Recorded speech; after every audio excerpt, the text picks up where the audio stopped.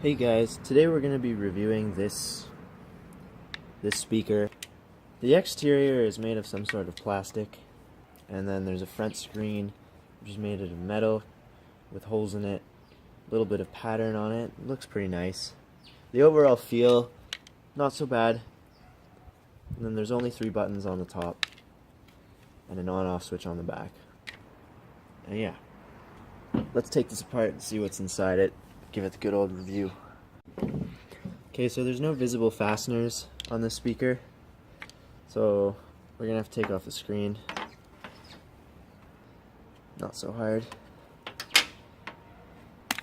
Alright, screen's off. Let's see what this looks like. So it looks like we have 2 drivers, different types. This one was probably the subwoofer, something like that. And it looks like we have 5 fasteners that we need to take out, so let's get to that. Okay, we're removing the fasteners now.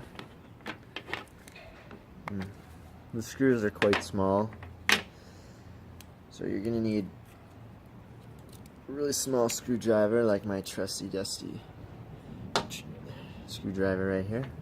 So let's give this a go.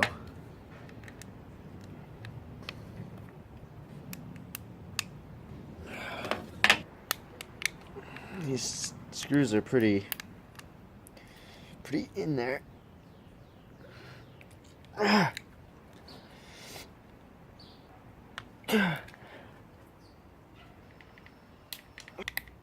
damn it.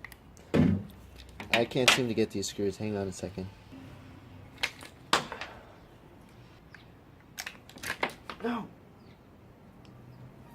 Fuck me.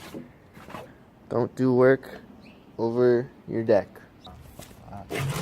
Oh, nah. So gross. God.